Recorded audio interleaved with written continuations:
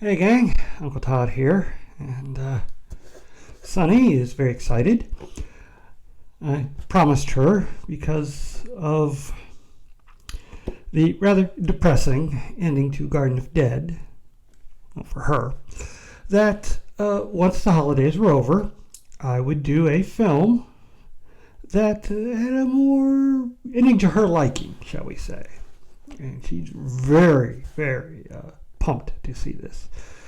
It is Children Shouldn't Play with Dead Things. The second feature film, third film overall, by director Bob Clarke.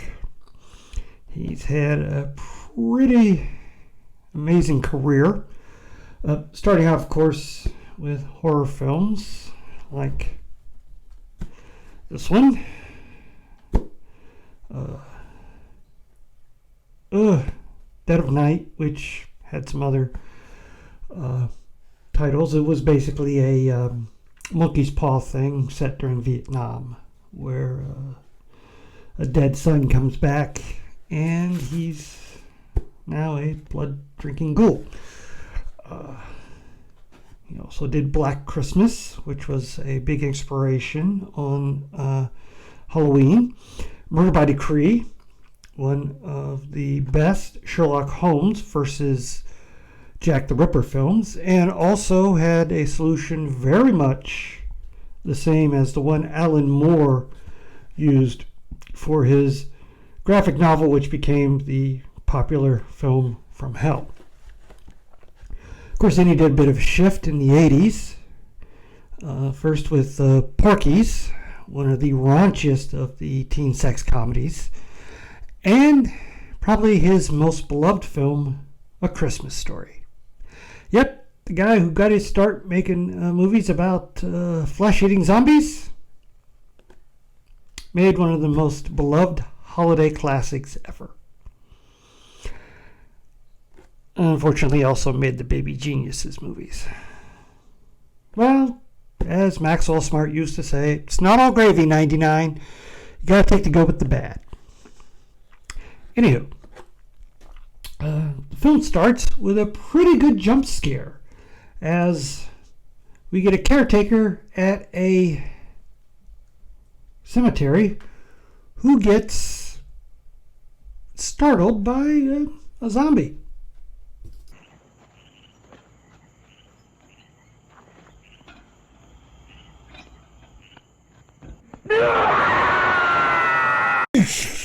Jeez. You should warn a fellow about that. Anyway, after subduing the caretaker, another zombie shows up. They dig up a body, take it out of the coffin. One of the zombies gets into the coffin and it gets reburied. That's important for later. Right now, we are introduced to our main cast, which is a group of theater people? I don't know. They're a theater troupe led by Alan, played by Alan Ormsby, who also wrote the script. He would go on to write other scripts with Bob Clarke, as well as produce films on his own. And he's bringing the theater troupe to this island to rehearse a new play. And Alan is a condescending bully who loves lording it over everyone, that he could fire them at any moment. Hey, Paul, I was thinking, since Terry is a new member of the company, sort of coming into her theatrical puberty, so to speak, I just might have to invoke the rule of primal juncture. Primal juncture? What's that? It means he gets to make it with me first. Isn't he just a sweetheart? And you gotta love those early 70s fashions.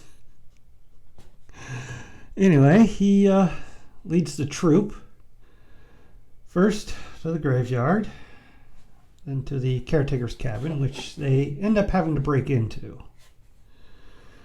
And after some more bullying on Alan's part, he finally leads them to the cemetery, where he has them dig up a body.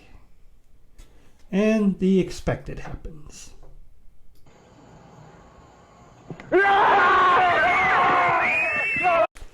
Turns out that was just a prank. Two other of the troop came up to the island beforehand and set this whole prank. I know you're wanting to see the zombies, but don't worry, they're coming. You'll like it when it happens. As I was saying, two other of the cast members came up beforehand, tied up the caretaker, disinterred a body, and one of them got into the casket for them to be found and pulled a prank. Once everyone's settled down, Alan is going to perform the resurrection from a book he has, a book of witchcraft spells, the Necronomicon, you know, the usual thing, the grimoire, whatever you want to call it. And he has some dried blood, which nobody really wants to know where he got it from, but he sprinkles it on several of the grave sites and recites his incantation. By these words we do implore, by these deeds we do supplicate and call upon the grace of thee, Lord Almighty of the underworld, to release the souls of all thy servants who lie here unredeemed, to release them to serve thy servant, bending their wills always to his, thus to thine own. Yeah, it didn't work. Patience. Val, one of the members of the troop, decides she can do a better job and does her own sort of incantation. So what's with this little thing we're asking, huh? A few rotting corpses to serve our meager needs. So what's the trouble, This, of course, doesn't work either, but feeling upstaged, Alan has them take the corpse they disinterred, Orville, and they take it back to the cabin where Alan decides to marry the corpse, and they hold a mock ceremony.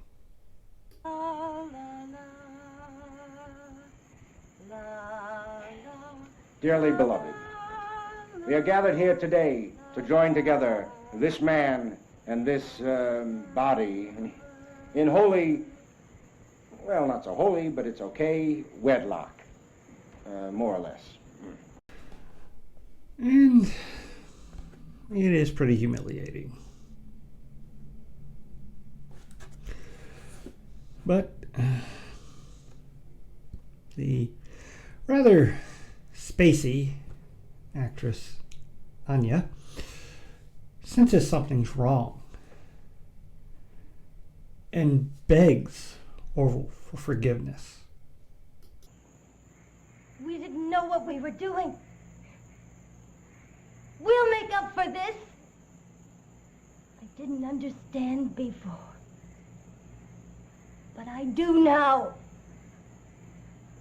Oh God, please forgive us, please. Everybody just thinks she's gone hysterical, but she's right. Because over in the graveyard, well, the two pranksters who originally pulled the stunt are refilling in the grave. Every grave that had had that blood sprinkled on it, the bodies come up out of it. And the two fake zombies aren't prepared for the real thing.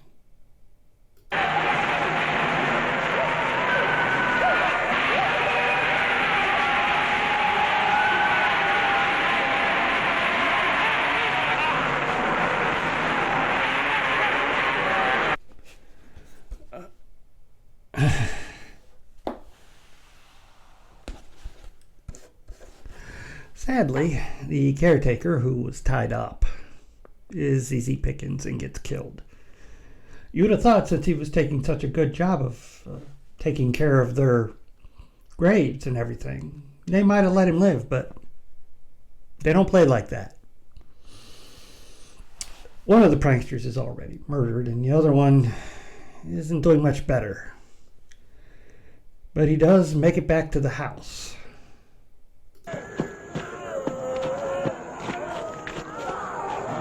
Jesus Christ! Wait a minute. God. They're coming! They're coming!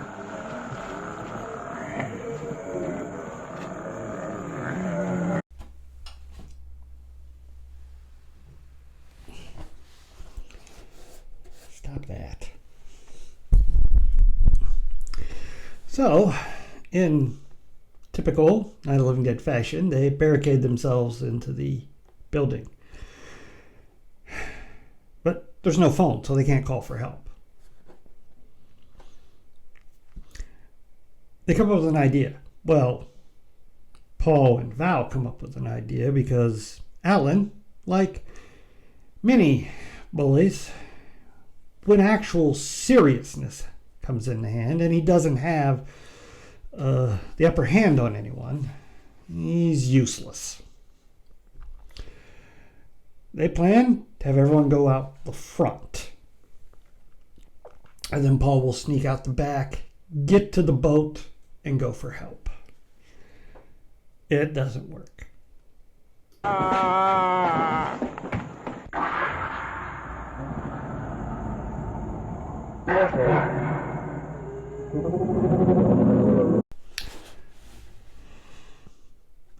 More disaster strikes as they're trying to barricade that door. Terry gets pulled out, eaten. Okay, time for a new plan. Val tells Alan to read a counterspell. And in looking it up, he says that you need to put the original body back, but they can't. Val tells him to read it anyways, so he throws the rest of the powdered blood into the fire, reads the incantation. And it seems to work. They're gone. Wait. Listen. So they head for the boat.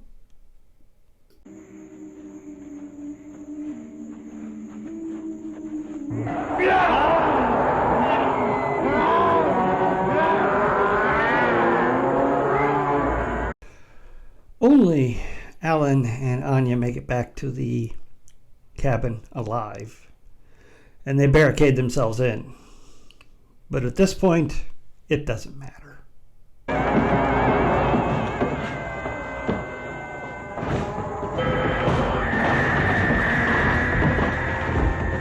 Alan, being the kind of guy he is, throws Anya to the zombies so he can get upstairs and lock himself in a room.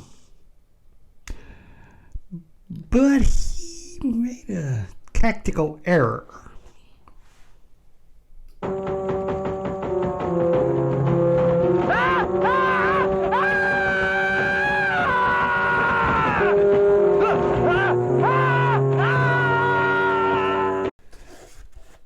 And then the film ends with a great visual, similar to ones that would be used later, like in Zombie Flesh Eaters and Hell of the Living Dead.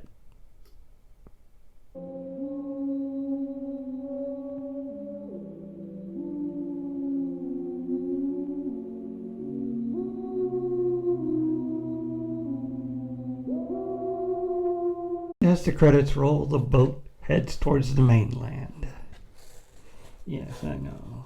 Told you you'd like this one a lot better.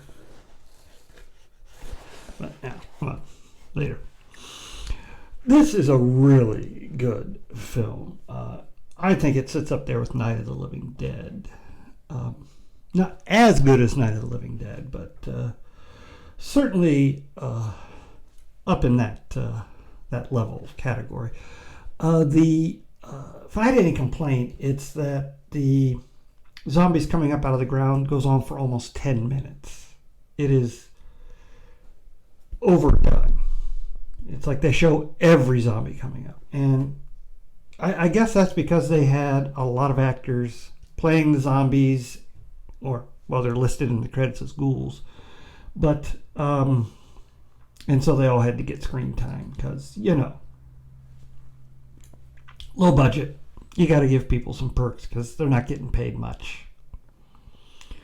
And so the zombie action doesn't even really start until about the last third of the film. So for the first hour, we deal with these people, most of who are not really that likable, but they are entertaining. Especially Alan Ormsby, who gives an amazingly campy performance. Check out some of his line readings. Your levity does not amuse me, Geoffrey. You're on sacred ground, my friend, a very font of evil. For in this very crypt lay a man whose malice appalled the gods, whose unrelenting thirst for vengeance inflamed the mind of Satan. But I've got this. What is it? What is it? It's the sorcerer's source box, the warlock's war chest, the conjurer's conjuration. The nincompoop's knapsack. If things get really desperate, I'll just have you reenact some of your past performances. Not even a thing from the blackest pit of hell could stand up to that. Perhaps you shouldn't be working for someone so, disgusting. Maybe I ought to just release you from your contract under the, disgusting clause. Face it, man's entertaining. The only other actor who really gives any kind of real personality is probably his wife, Anya, who she plays the spacey bit way too well, like in this scene.